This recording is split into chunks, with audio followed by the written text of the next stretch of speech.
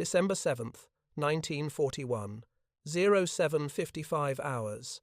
A quiet Sunday morning in paradise turns to steel, fire, and thunder. The calm waters of Pearl Harbor shatter under the first wave of Japanese torpedo bombers.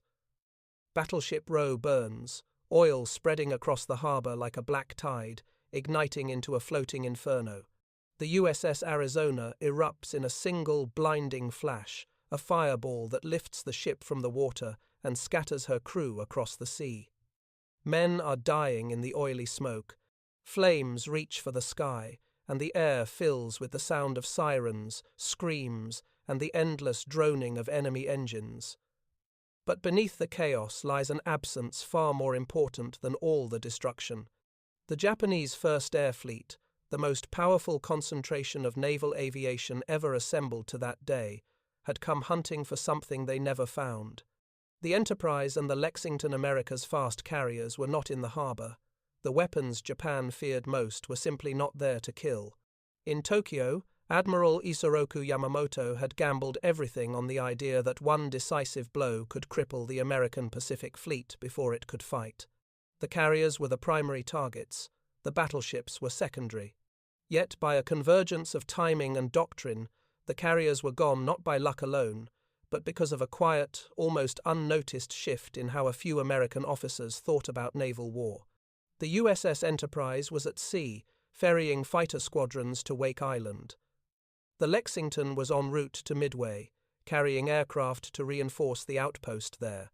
Both ships were operating under new guidance that encouraged extended carrier scouting operations, an unglamorous experiment at the edge of pre-war naval doctrine. To the traditionalists, this was merely logistical flexibility.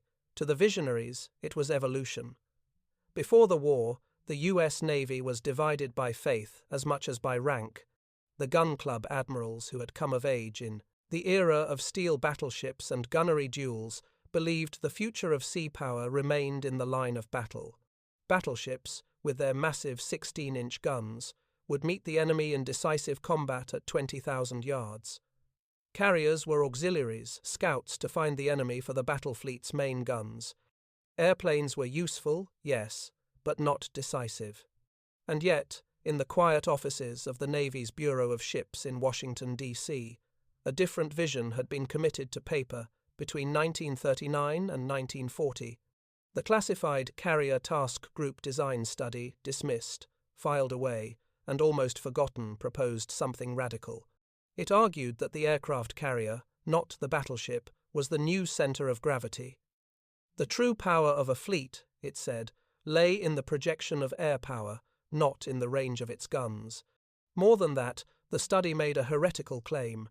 The only way to keep those carriers alive was to treat them not as vulnerable queens to be guarded, but as the brain of a living organism, a self-defending, constantly moving structure of war. Around the carriers would form a mobile fortress of anti-aircraft cruisers, destroyers, and later, fast battleships. Layers of defense would stretch outward, long-range radar detection, combat air patrols above, anti-aircraft fire below, and sonar-hunting destroyers circling beneath. It was an architecture of survival, the idea of a floating city of war, united by communication, coordination, and motion. The concept was revolutionary, even reckless, in 1940. No navy in the world had the technology, training, or logistical endurance to keep such a fleet functioning continuously at sea. It was a paper fantasy. Admirals dismissed it as the fever dream of engineers who did not understand real war. In official memoranda, the Chief of Naval Operations described the concept as logistically impractical under current capabilities. The Navy lacked radar, integration, fast enough oilers, or radio networks to coordinate the envisioned protective ring, and most of all, it lacked belief. The big guns still ruled the war games. Then, on that December morning, the world those admirals believed in burned to ashes. In less than 2 hours, the United States lost 4 battleships sunk, 4 more damaged, nearly 200 aircraft destroyed, and over 2,000 men killed. But the fleet's beating heart, the carriers survived. They were not spared by chance alone. they were spared because doctrine had, in small but critical ways, already begun to shift. In the days that followed, as smoke still curled over the Pacific and divers worked among the wrecks, an unspoken truth began to settle across the surviving Navy. The age of the battleship was ending. Even in grief, even in anger, men like Admiral Chester Nimitz understood what it meant. The enemy's attack had demonstrated the terrible reach of carrier-based aviation. The Japanese had destroyed a fleet without ever entering gun range. The future of sea power was not on the surface of the water, but in the sky above it. When Nimitz took command of the Pacific Fleet later that month, he found in the archives the same design papers that had once been dismissed. They described a fleet that could move, strike, and defend itself as a single entity. He ordered them reviewed again this time, not as theory, but as blueprint. Across the Pacific, Yamamoto believed he had crippled America's will to fight. In truth, he had unleashed an industrial and doctrinal transformation that would render his own fleet obsolete. The men who had survived Pearl Harbor, the airmen, the destroyer skippers, the engineers were already imagining how to make those surviving carriers into the nucleus of a new kind of navy. In the months to come, the Enterprise and the Lexington would lead raids that struck back at Japanese outposts, testing the theories that the pre-war study had outlined: layered anti-aircraft screens, coordinated fighter patrols, fast escorts using radar to intercept attacks before they reached the carrier decks. Slowly, painfully, through trial and blood, the impossible fleet envisioned on paper would begin to take form in steel and doctrine. That morning at Pearl Harbor was a tragedy of smoke and fire, but it was also a birth, the moment when the United States Navy was forced to abandon its past and build the fleet of the future. Out of the wreckage of Arizona and Oklahoma would rise a new kind of war machine, one that did not rely on armor, thickness, or shell weight, but on coordination, speed, and reach. The Imperial Japanese Navy believed it had proven the supremacy of the carrier by destroying battleships. What it had actually done was teach its enemy how to make the carrier invincible. In Washington, the forgotten blueprint sat in its manila folder, stamped "Not Approved."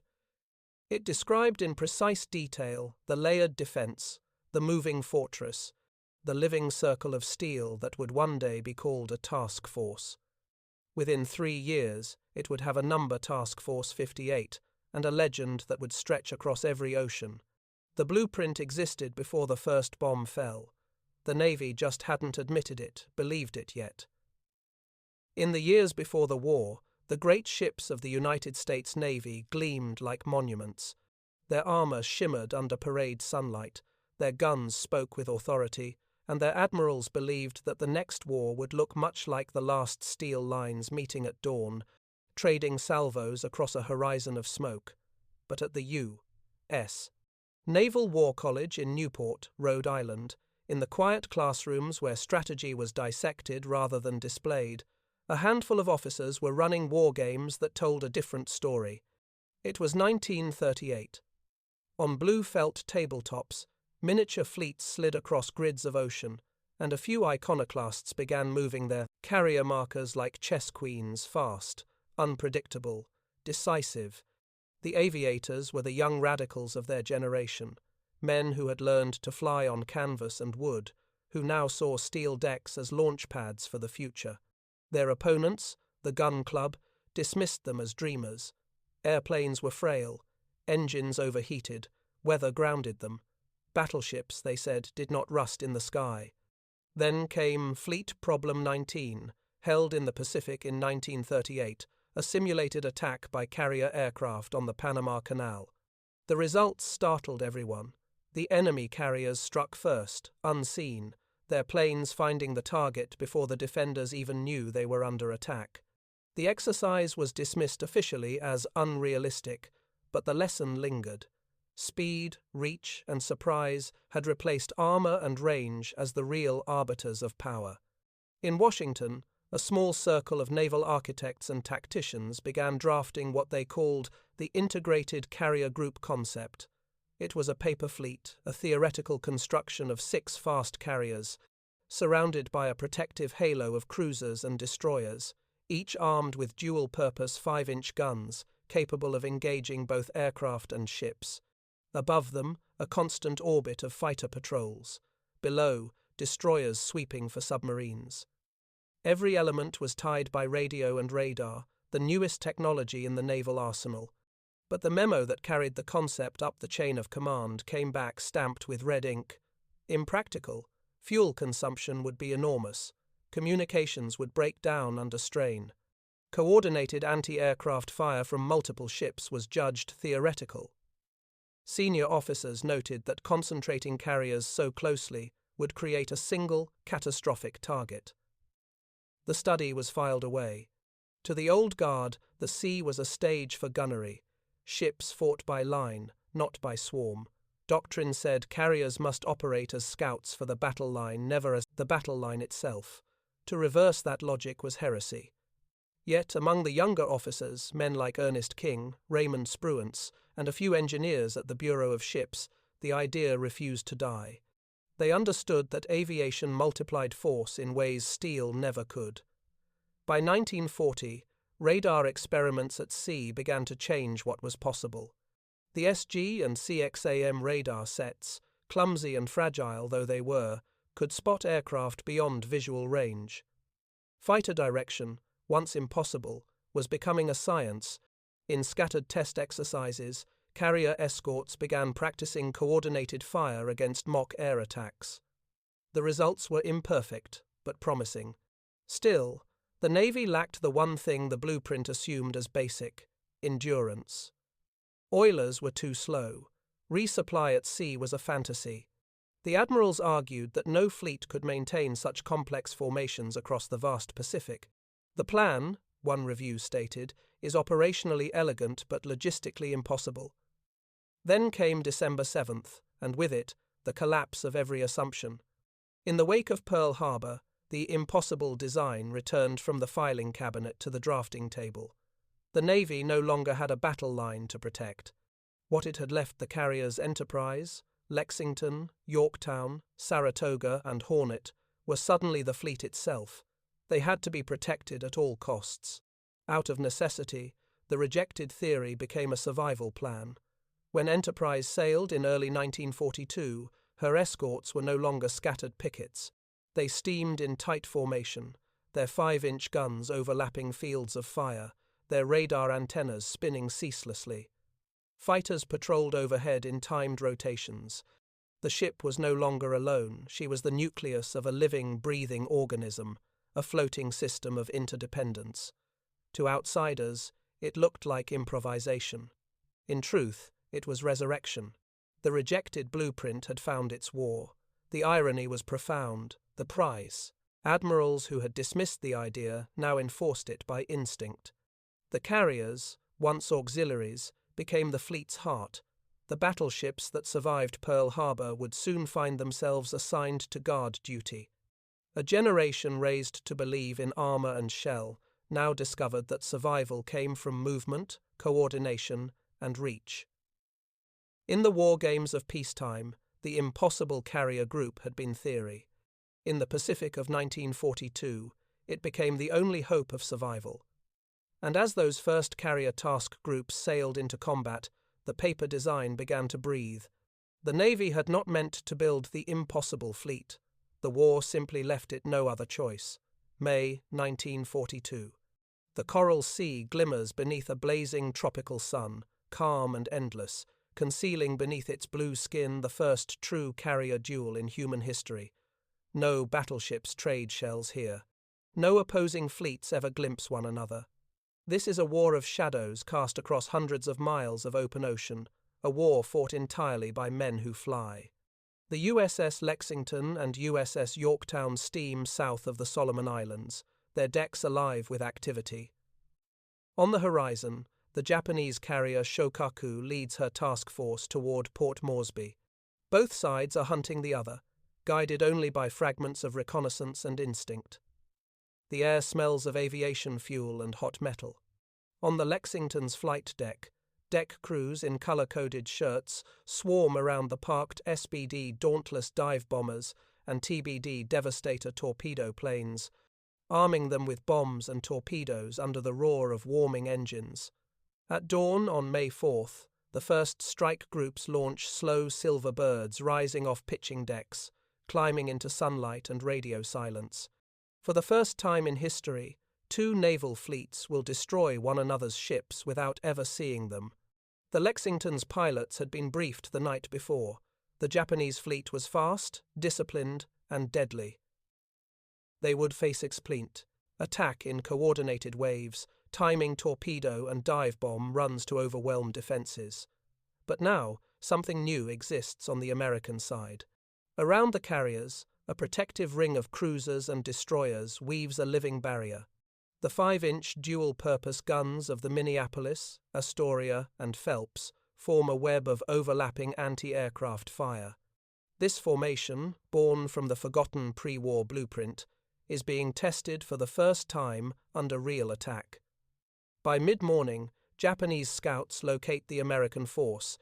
In Tokyo, Admiral Inoue's staff sends a single line to the strike group: proceed to engage enemy carriers. 90 aircraft rise from Shokaku and Zuikaku, the sun flashing off their wings. They fly low over the waves, unseen by radar until they are minutes away. On board Yorktown, a radar operator stares at his cathode tube and sees the faint line of approaching echoes, the future arriving as flickering light. He shouts into the voice tube, klaxons wail. Air raid, bearing 085. The defensive circle tightens. Cruisers open fire, their shells bursting in black blossoms across the sky. F-4F Wildcats, clawing upward from the carrier's decks, intercept the first wave. The air fills with streaks of tracer fire and the rising roar of bombs. A Japanese torpedo plane crashes into the sea under the fire of 3 ships at once, proof that the overlapping gun pattern works. But others get through. 2 torpedoes slam into Lexington's port side. The carrier shudders, lifts, and settles. Inside, fuel lines rupture, and aviation gasoline floods the hangar deck. Fires spread unseen through ventilation ducts. For an hour, damage control crews fight heroically, sealing compartments and jettisoning ammunition. They believe they have won until an explosion rocks the ship, then another. At 16:30, flames reach the avgas tanks. The order is given: abandon ship. At dusk, from a distance, men on Yorktown watch the Lexington die. The great ship glows orange, the setting sun reflecting off burning metal. Destroyers move in to rescue her crew, pulling sailors from the water. At 19:52, the destroyer Phelps fires torpedoes into the burning hulk to scuttle her. The first American carrier lost in combat slips beneath the Coral Sea. But the outcome of the battle is not measured in ships alone. The Japanese invasion of Port Moresby is cancelled. For the first time, a Japanese advance is stopped. Both sides have taken losses, but the balance of initiative has changed, and within the U.S. Navy's war rooms, analysts see something more profound. The concept of the integrated carrier group has been proven. After the battle, the after-action reports read like scientific experiments. The Yorktown's gunnery officer notes that ships in tight formation achieved 70% higher accuracy against incoming aircraft. Fighter directors report that radar warnings allowed interceptors to engage attackers 15 miles earlier than visual detection. Damage control officers emphasize the importance of isolating fuel systems and maintaining coordinated screen formations. The lessons harden into doctrine. The defensive ring, once considered unrealistic, is refined and expanded. Each layer of defense is quantified: inner destroyer screen for submarines, middle cruiser ring for anti-aircraft fire, outer airborne combat patrol for interception. The floating fortress, proposed in the 1940 design study, has survived its trial by fire. In Japan, Admiral Yamamoto reads the reports from Shokaku and Zuikaku with unease. His carriers have fought well, yet the enemy has matched them in coordination and courage. He recognizes something new in the American fleet, a capacity to learn at terrifying speed. Where the Japanese Navy perfects precision through discipline, the Americans are perfecting adaptability through experiment. In the United States, the Navy's Bureau of Ships quietly revisits the once-rejected study. The architects who wrote it see their theories now written in battle reports and casualty lists. The concept of the self-protecting task group is no longer theoretical. It has names, hull numbers, and dead to prove it. When Yorktown limps back to Pearl Harbor, her crew paints a small sign above the ready room. "We did not lose, we learned."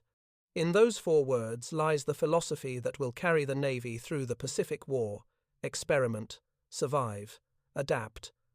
The Battle of the Coral Sea was not a decisive victory, but it was a decisive revelation. The sea had become an arena of invisible reach, and survival depended not on armor, but on information, coordination, and speed. The Lexington had died, but in her death, she proved that the carrier, protected by a living ring of steel and skill, could fight and win without ever firing a gun at another ship.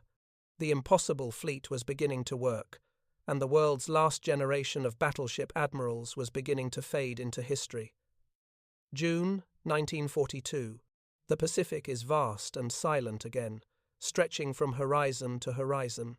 But beneath its calm swells 2 fleets are converging unseen, unheard, and destined to decide the future of naval warfare. 4 Japanese carriers, Akagi, Kaga, Soryu, and Hiryu, move east in a massive, disciplined formation. They carry over 200 aircraft, and the pride of the Imperial Navy. Admiral Isoroku Yamamoto believes this operation, codenamed MI, will lure out the last remnants of the American carrier force and destroy it in one decisive strike. To the Japanese, Midway is bait the trap that will end the war in the Pacific.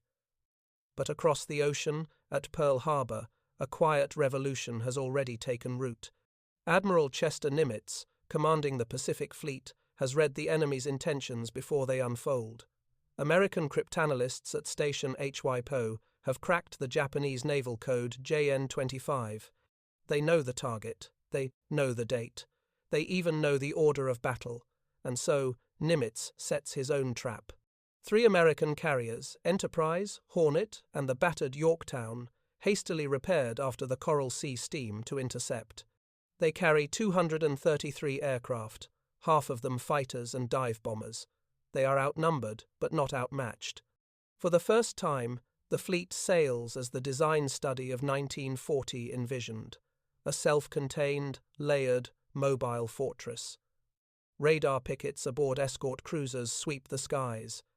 Destroyers move in synchronized arcs, their sonar pings echoing beneath the surface. Combat air patrols orbit above, guided not by guesswork but by radar vectors and voice commands from fighter direction officers, a new role born from necessity. What was once theoretical coordination has become a living network. The fleet breathes, reacts, and adapts as a single organism. At dawn on June 4th, the Japanese strike Midway Island. Bombs fall in sheets of flame across the small coral atoll. Runways are cratered, fuel tanks erupt, and hangars vanish in smoke. But as the Japanese pilots wheel back to their carriers, American PBY patrol planes spot them and send a simple, historic message. Enemy carriers sighted, bearing 320, distance 180 miles. Aboard Enterprise, air crews run to stations, deck officers shout orders into the wind. Engines roar to life as the first wave of dauntless dive bombers and devastators launch into the sky. Their mission: find the enemy and destroy him before he can strike again. What follows is confusion and courage in equal measure.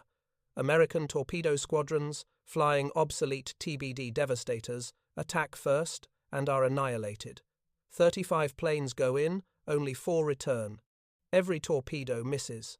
The sacrifice is terrible, but it pulls Japanese fighters down to sea level, leaving the sky above clear for the next wave. Then, at 10:22 in the morning, from 20,000 feet, the dauntless squadrons arrive. They dive through sunlight and anti-aircraft fire, plunging toward the decks of Akagi and Kaga. Bombs strike home one, then another, then another. Within minutes, the heart of the Imperial Navy is burning. The explosions spread from hangars to fuel lines, igniting parked aircraft loaded with bombs.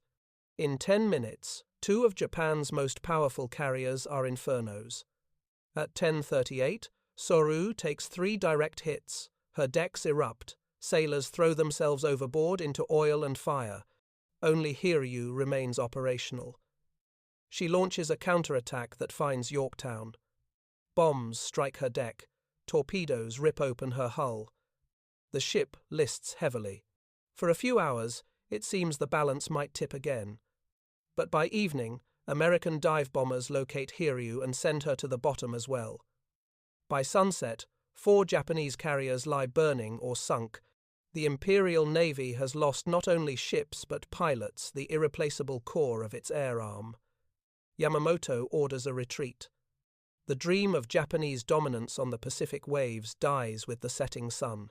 In the calm that follows, Admiral Nimitz sends a brief message to Washington: "Victory. Our losses light. Enemy severely damaged." But beneath that understatement lies a transformation centuries in the making. The Battle of Midway proves beyond doubt that naval supremacy no longer belongs to guns, armor, or tonnage. It belongs to coordination, information, and the ability to project power across distance. In the after-action analysis, Nimitz and his staff see something extraordinary. Every element of the 1940 rejected blueprint has been validated. The multi-layer defense worked. Radar provided early warning. Destroyers protected the flanks. Coordinated fighter direction shielded the carriers.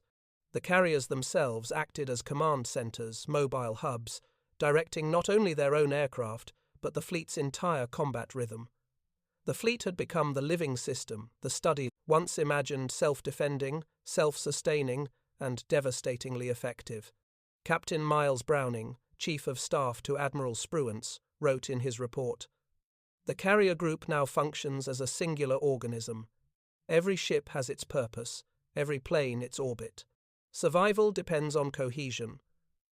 What had once been dismissed as an engineer's fantasy now bore the name Task Force 16. Within 2 years, it would evolve into Task Force 58, the most powerful naval striking force in human history. For Japan, Midway was catastrophe. For the United States, it was revelation. The blueprint locked in a Washington filing cabinet had come to life amid smoke, fire, and sacrifice. The carrier had become the heart of the Navy, the center of gravity around which all else revolved. When word of the victory reached Pearl Harbor, sailors gathered on the docks to cheer. But among the officers, there was no celebration, only calculation. They knew what came next. Expansion, integration, perfection. The system that had survived by instinct would now be forged by design. Midway was not merely a battle. It was the moment the United States Navy became the fleet that the 20th century had been waiting for, a fleet that could not be cornered, could not be outgunned, and soon could not be touched. The blueprint had been tested by fire and proven in blood. The paper dream of 1940 was now a doctrine written across the Pacific in burning Japanese ships. By the autumn of 1942, the United States Navy had learned that victory at sea was no longer about who fired first, but who found first. Radar, radio intelligence, and air coordination had replaced the gunnery tables and rangefinders of the battleship age. Yet these new powers demanded organization and trust. To turn scattered carriers into an invincible weapon, the Navy needed to translate instinct into doctrine. It began in the South Pacific, amid the brutal, grinding campaign for Guadalcanal. Here, every mile of ocean was contested, every sortie a gamble between visibility and survival. Carriers now fought not for dominance but for endurance. The sea lanes that fed the Marines on Guadalcanal were lifelines, and the Japanese knew it. In September, the USS Hornet and USS Enterprise steamed near the Solomon Islands, forming what was now called a task force, a phrase that sounded temporary but would define the future. Around them moved a constellation of destroyers, cruisers, and supply ships. The organization was alive, dynamic, self-contained, the very embodiment of the moving fortress once imagined on paper. Admiral William Bull Halsey, newly commanding in the South Pacific, understood that the old rules were gone. His staff joked that Halsey ran the war by instinct and caffeine, but beneath the bluster lay an intuitive grasp of the carrier age. "Keep moving," he said. "Hit hard, vanish fast." The steel halo doctrine was born in these months, a layered defense in constant motion. The outer ring of destroyers hunted submarines, their sonar pings echoing through the deep. The middle ring of cruisers swept the sky with radar-guided 5-inch fire, and the inner ring, the carriers themselves, became floating cities, their flight decks alive with the rhythm of war. Every few hours, the fleet repositioned. There was no fixed course, no predictable line. Instead, each ship moved according to preset vectors, maintaining protective geometry through constant calculation. Fleet communications officers, trained in a new discipline called combat information, plotted the motion of every vessel and every friendly aircraft on illuminated plotting boards. It was chaos made into choreography. When the Japanese struck back in October at the Battle of the Santa Cruz Islands, the steel halo met its first trial. The Japanese carriers Shokaku and Zuikaku, still bloodied from Coral Sea, launched over 100 aircraft against Halsey's task force. At dawn, the Enterprise's radar picked them up 80 miles out, faint green echoes on the screen, but enough. Fighters scrambled. Every ship went to battle stations. The attack came in waves. Dive bombers screamed through flak that turned the air black. The Hornet took the brunt, struck by 2 bombs and 2 torpedoes in minutes. Fire rolled across her deck. Crews fought the flames with hoses and axes, but explosions tore through the hangar. At 10:25, the order came, "Abandon ship." Yet, as Hornet burned, the formation held. The destroyers closed ranks, guns firing in disciplined bursts, drawing a ring of lead around the surviving carrier. The Enterprise, wounded but operational, became the command center, her radio channels controlling fighters, her radar feeding the entire fleet. Despite losing a carrier, the task force withdrew in order, its screens intact, its cohesion unbroken. The Japanese, though technically victorious, had paid dearly. They lost over 100 pilots' men they could not replace. The after-action report from Santa Cruz read less like a lament and more like a blueprint refined. "Enemy attack defeated by coordination," one officer noted. "Carrier protection successful. Doctrine validated." In Washington, the Bureau of Ships and the Office of Naval Operations began standardizing the pattern. Each carrier group would operate as a self-defending cell, capable of sustaining independent combat for weeks. Supply ships were integrated oilers, ammunition tenders, repair vessels turning the once fragile carriers into mobile strongholds. The pre-war dream of a self-contained naval organism had been realized through necessity. By early 1943, the Navy's tactical manuals had changed forever. A new diagram appeared on training charts, concentric circles around a carrier, annotated with anti-aircraft ranges, radar coverage zones, and patrol vectors. It looked eerily like the projected Integrated Carrier Group proposal of 1940. The very study once dismissed as theoretical now formed the backbone of U.S. naval strategy. Rear Admiral Mark Mitcher, a quiet man with a pilot's calm, took command of Task Force 58 in early 1944, the direct descendant of these early formations. He turned the steel halo from an art into a science. Each task group consisted of 4 carriers, 2 large fleet carriers, and 2 light carriers protected by 6 to 8 cruisers and a dozen destroyers. All were linked by radar, voice circuits, and shared doctrine. At any given moment, over 200 fighters patrolled above them, a living shield. The system's genius lay in its redundancy. No single ship was vital, no single failure fatal. If one radar failed, another picked up its sweep. If a carrier was hit, her aircraft could land on her sister ships. The task force was no longer a collection of ships, it was a network, resilient and fluid. When the first of these modern carrier groups sailed toward the Gilbert Islands in November 1943, Japanese reconnaissance struggled to comprehend what they were seeing. Aerial photographs showed dozens of wakes weaving in synchronized arcs, ships moving like dancers across the sea. To the enemy, it looked chaotic. To the Americans, it was the logic of survival. The steel halo was not merely a formation. It was philosophy embodied in steel movement as defense, coordination as armor. At its core was the lesson learned from Pearl Harbor. Immobility is death. The carriers that had escaped destruction in 1941 had done so by accident of motion. Now, motion itself had become doctrine. Each ship knew its place in the circle, its responsibility in the system, its role in the collective heartbeat of the fleet. The rejected blueprint from Washington had come alive in the rolling Pacific, written not in ink but in wakes and radar pings.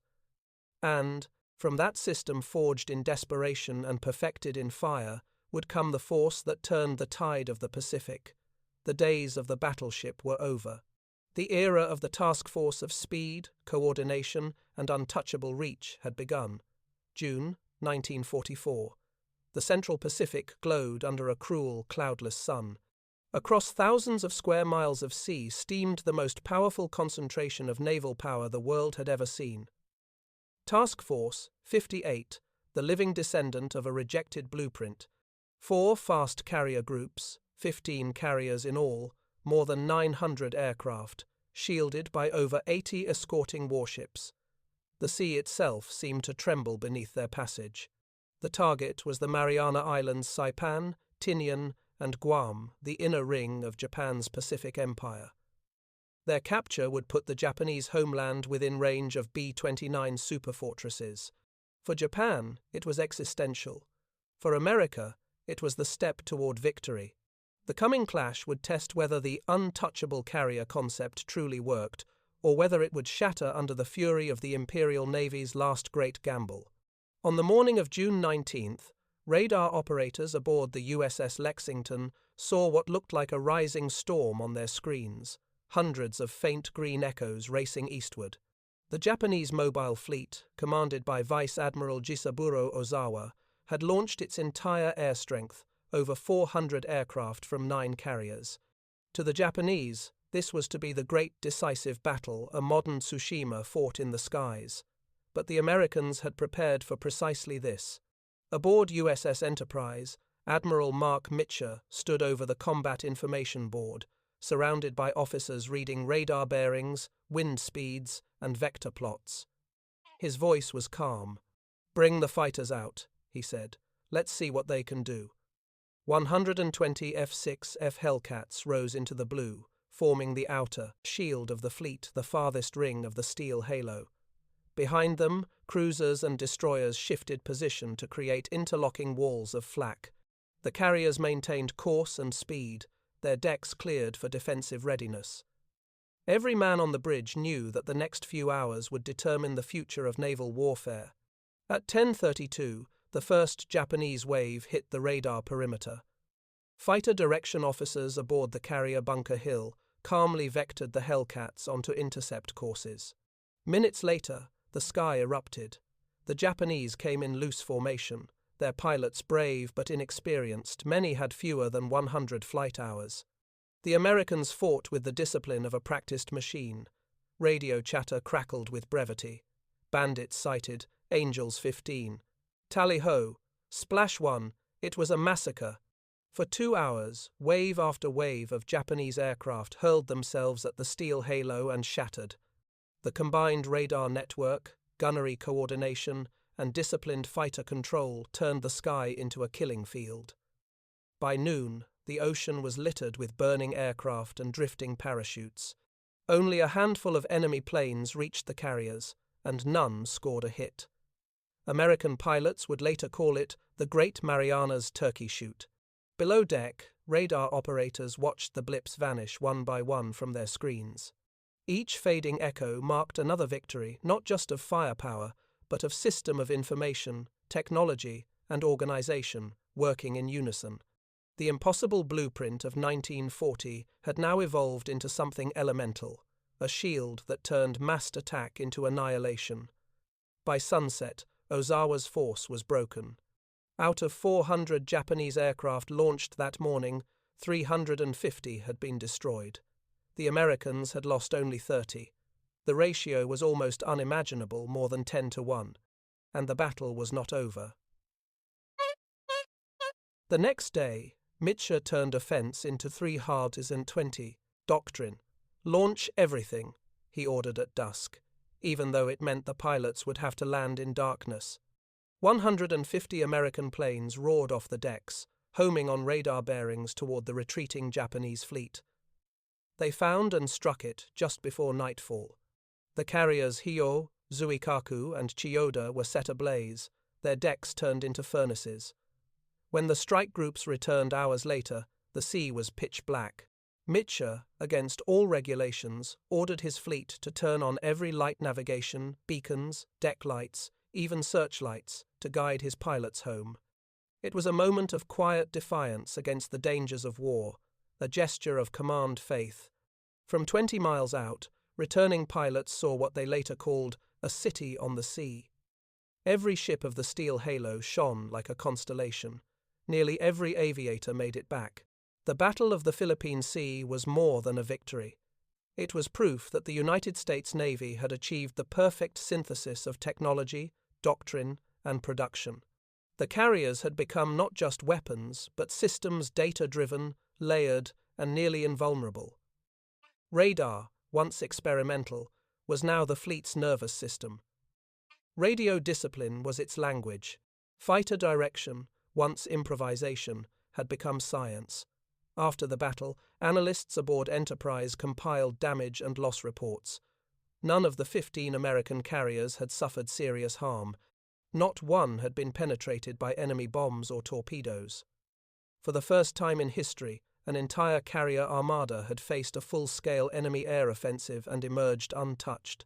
The Untouchable carrier was no longer theory, it was fact. Captured Japanese officers, interrogated months later, admitted that the experience broke their faith in victory. "We could not reach them," one pilot said. "The Americans fought as one machine. Our courage was useless." The war still had a year to run, but the outcome was sealed. The Imperial Navy could never again contest the Pacific skies. Its carrier air groups, once the terror of the ocean, had been erased in a single battle. When Mitscher returned to Pearl Harbor, reporters asked him to describe what had made the difference. His answer was simple: teamwork, not just among the men, among the ships. He could have added that behind that teamwork lay an idea once dismissed as fantasy, that a carrier's true armor was not steel, but motion, coordination, and the speed of thought. From that moment onward, the U.S. Navy's doctrine was irreversible. Carriers would never again sail alone.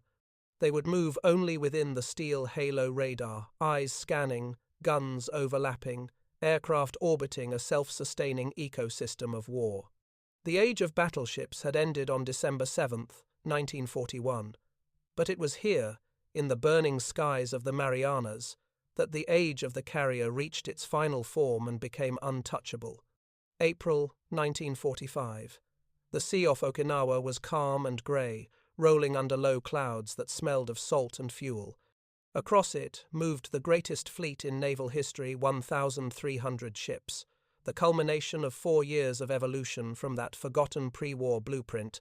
At its heart was Task Force 58, a vast, moving city of carriers, cruisers, destroyers, and supply vessels. Its decks held the power to erase empires. Its formation was perfect geometry, circles within circles, each ship part of a living mechanism that had become nearly invincible. But this time, the enemy had changed its face. The Japanese Empire, bloodied and cornered, had unleashed a new weapon, the Tokotai, the special attack units, known to the world as kamikazes. They were young men, barely trained, flying aircraft packed with explosives, sent to die. It was not strategy now, it was despair made into doctrine. From the bridges of the carriers, officers watched the radar screens, bloom with strange solitary echoes. The patterns were irregular, unpredictable.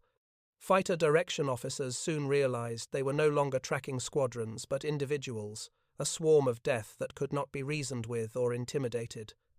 At dawn on April 6th, the first wave came. Over 300 kamikaze aircraft dove out of the clouds. They were not coordinated. They did not care about returning. Their only purpose was to reach the American ships, no matter how many died along the way. The steel halo had never been tested like this. Every gun on every ship opened fire. The sky became a churning wall of flak, tracer, and smoke. F-6F Hellcats and F-4U Corsairs clawed upward through the chaos, cutting down attackers as fast as they appeared, but there were too many. Radar operators screamed bearings, gun crews fired blind into incoming streaks of light, and explosions flashed so fast they blurred into a single, terrible brightness. One kamikaze struck the carrier USS Bunker Hill, diving straight through the deck at full speed, its bomb detonating in the hangar. Flames roared upward, consuming planes, fuel, and men. Another crashed moments later. The firestorm that followed killed nearly 400 crewmen, yet the ship did not sink. The damage control system's redundant pumps, armored bulkheads, pre-positioned fire hoses worked exactly as the 1940 blueprint had demanded. The carrier burned for hours, but survived, steaming under her own power by nightfall. Nearby, the USS Enterprise, the last survivor of the pre-war carrier fleet, took her own hit from a suicide plane. The blast tore open the flight deck and hurled debris across the sea. For the first time in her storied career, the Big E was forced to retire. Sailors wept as she turned away, smoke trailing across the horizon. Even legends had limits. Yet the fleet endured. Out of nearly 1,000 kamikaze attacks during the Okinawa campaign, the vast majority were destroyed before reaching their targets. 90% were intercepted or shot down by fighters or anti-aircraft fire. The few that broke through struck with horrifying effect, but never enough to cripple the system. In the command room of USS Bunker Hill, after the fires were contained, Admiral Raymond Spruance read the situation reports in silence. The enemy's new weapon was terrifying, but it could not alter the outcome. The system held. The carriers continued to launch sorties, hour after hour, day after day. From the northern approaches to the southern beaches, their aircraft pounded Japanese positions, shredded airfields, and sank the remnants of the Imperial Navy, including the super battleship Yamato. When Yamato was spotted by reconnaissance planes on April 7th, she was already doomed. 600 aircraft from Task Force 58 descended upon her like a storm. Bombs and torpedoes tore the world's largest battleship apart in less than 2 hours. The sea swallowed her whole, taking more than 3,000 sailors with her. The symbol of Japan's naval power vanished beneath the waves, sunk not by other ships, but by the weapon that the 1940 design study had predicted would rule the seas, the aircraft carrier. For the men who fought that spring, Okinawa felt like the war's final lesson in both triumph and tragedy. The carriers proved their invincibility not because they were untouched, but because they absorbed the unimaginable and kept fighting. The system flexed, but did not break. The doctrine radar coordination, layered defense, distributed fire control functioned even amid suicide and chaos. At night, the fleet steamed in silent formation. The decks glowed faintly under blackout lights, the smell of burned oil and cordite lingering in the air. Sailors leaned on railings and stared at the horizon, where the fires of Okinawa still burned. They knew the end was near, but it did not feel like victory. Too many had died for this perfection of design. When Admiral Nimitz reviewed the post-battle reports weeks later, he said quietly, "We have reached the end of the blueprint." He meant it literally. Every line of that once-rejected 1940 study had now been tested: radar defense, coordinated fighter direction, rapid replenishment at sea, self-sustaining logistics. The fleet was everything its architects had imagined, and more. It was, in every sense, untouchable. Yet, in its perfection lay a melancholy truth. The system had triumphed over heroism. The kamikazes had proved that courage alone, however absolute, could not defeat organization and industry. The individual had been replaced by the collective, the ship by the system, the pilot by the process. The age of singular warriors had ended. In the months that followed, the carriers turned north toward Japan. Their planes ranged freely over the home islands, unchallenged. The Imperial Navy no longer existed.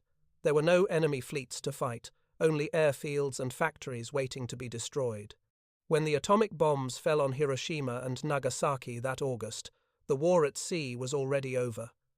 The ocean belonged to the carriers, to the doctrine born in secrecy and doubt and refined in blood. The Navy's final wartime report would describe the transformation in words as dry as mathematics. The carrier task force system has demonstrated complete operational dominance. The survivability of the integrated fleet design exceeds all expectations. But among the sailors who had stood on those decks, the truth was simpler. They had seen the sky turn to fire and survive. They had watched steel melt and systems endure. And when they looked at the endless horizon, they knew that the ship which had not existed on December 7th, 1941, the ship that had been only a rejected blueprint, now ruled the sea. The aircraft carrier had become what no weapon in history had ever been before, untouchable. September 1945. Tokyo Bay lay glass-smooth beneath a pale morning sky. Around the deck of the battleship USS Missouri, flags hung still in the air. Japanese officials, their faces ashen, signed the instrument of surrender as cameras clicked and generals watched in silence. Yet among the ranks of American officers, one figure stood slightly apart, Admiral Chester Nimitz, Commander-in-Chief of the Pacific Fleet. His expression was calm, almost grave. The war was over, but his mind was elsewhere, on the ship that had not existed when it began, and the idea that had made it immortal. Behind him, anchored in formation, stretched the ghost of a blueprint, brought to life 15 carriers of Task Force 38, their decks empty now, their aircraft secured, their flags snapping gently in the breeze. They were the proof of concept, the living validation of a plan once dismissed as theory. The self-contained, moving fortress that pre-war naval boards had deemed impractical had crossed oceans, crushed empires, and never fallen. In Washington, even before the ink of surrender dried, committees were already writing the next doctrine. Inside the Bureau of Aeronautics, engineers and strategists studied wartime data kill ratios, sortie rates, damage reports, repair times. Every engagement from Coral Sea to Okinawa was mapped, analyzed, quantified. The conclusion was absolute. The carrier was not just the centerpiece of naval warfare, it was naval warfare itself. But this truth had cost oceans of blood. Reports from Pearl Harbor's post-war evaluation teams were clinical yet haunting. They compared ship survivability rates by class: battleships destroyed outright, cruisers crippled, carriers damaged but repaired, returned, and fighting again within weeks. The numbers were stark. The USS Yorktown, sunk at Midway, had been replaced in less than 6 months. By 1945, the United States was producing one Essex-class carrier every month.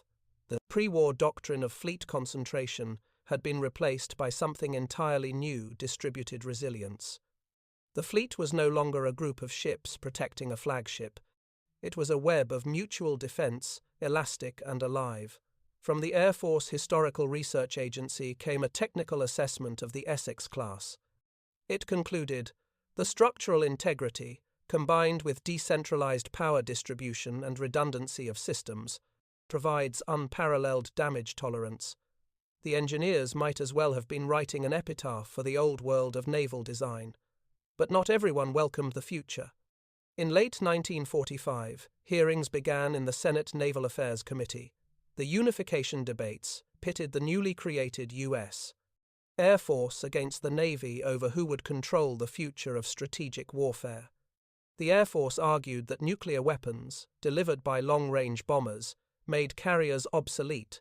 No ship can survive atomic fire, one general declared. Admiral Nimitz, testifying before Congress in March 1946, disagreed. His tone was quiet, factual, but unyielding.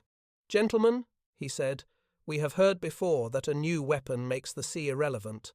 The airplane was supposed to end the battleship. It did, but it also gave us the carrier. I would remind this committee that every time technology changes warfare, it does not end the fleet, it reshapes it." He paused, letting the silence settle. "If you can move airfields across the sea, gentlemen, then you can move power across the world. Behind the rhetoric was an unspoken truth. The carrier was more than a weapon. It was a philosophy: mobility, redundancy, coordination, and continuous innovation. The blueprint had proven that systems, not individual ships, win wars. By 1947, this philosophy had become formal doctrine. The Fleet Air Arm Integration Memorandum, approved that year, codified everything the war had revealed. The Fleet Carrier Task Force would remain the primary strike element of the U.S. Navy. Carrier groups must be self-sufficient for 30 days at sea. All combat units would operate under integrated radar, communications, and replenishment control. Future design would prioritize electronic defense and rapid aircraft turnover over armor and gunfire. It was the old secret study rewritten as policy. The ghost of the rejected plan now ruled every design desk from Norfolk to San Diego. Meanwhile, the Pacific itself was changing. At Yokosuka and Sasebo, captured Japanese officers watched in disbelief as American carriers anchored in their harbors, floating cities that seemed more powerful than any navy Japan had ever built. One of them, Commander Masataka Chihaya, later wrote in his memoirs, "We believed the carrier to be a fragile sword. The Americans made it into a fortress. They did not worship the ship, they worshipped the system." On the decks of USS Essex, sailors painted over wartime kill marks with fresh grey paint. New aircraft F-8, F-Bearcats and FJ-1 Fury jets began to arrive. The transition from propeller to jet was underway, and with it, another evolution of the doctrine. Engineers at Lockheed and Grumman studied how to strengthen decks for heavier landings. Catapults were redesigned to launch jet fighters. The carrier would change again, but the principle would remain: speed, coordination, and mobility over brute armor. By the time the Korean War erupted in 1950, the system was fully mature. Carriers launched strikes day and night, operating from mobile task groups in international waters. North Korean pilots never found them. Radar picket destroyers extended the steel halo hundreds of miles, now tied together by early digital computers. The old pre-war fantasy of an invisible moving base had become an operational reality. Yet, among veterans of the Pacific, there remained a strange nostalgia. At the 1955 Pacific Veterans Reunion in Honolulu, a few surviving officers of the original 1940 design team gathered informally. They were old now, stooped and grey. One of them, Commander Harold Bowen, who had written part of the original self-contained carrier group proposal, raised a glass and said quietly, "They called us dreamers in 1939.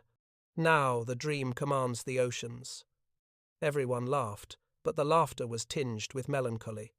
The dream had won, but it had also changed everything it touched. The modern Navy had become a machine of precision, discipline, and industrial might.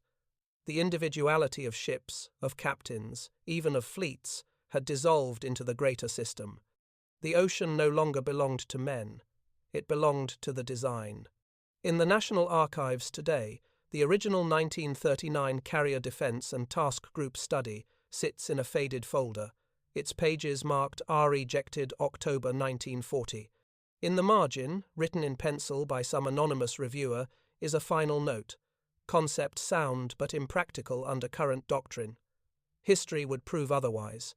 The blueprint that was once too visionary to build became the foundation for every carrier battle group that followed from Korea to Vietnam, from the Persian Gulf to the South China Sea. The Untouchable carrier was not just a product of war, it was the architecture of modern power itself. And somewhere in the quiet of those yellowing papers, between the typed paragraphs and the forgotten initials, lies the single sentence that defined the next century of naval warfare. Survivability lies not in armor or concealment, but in coordinated motion and mutual defense. The Navy had learned that truth in fire and never forgot it.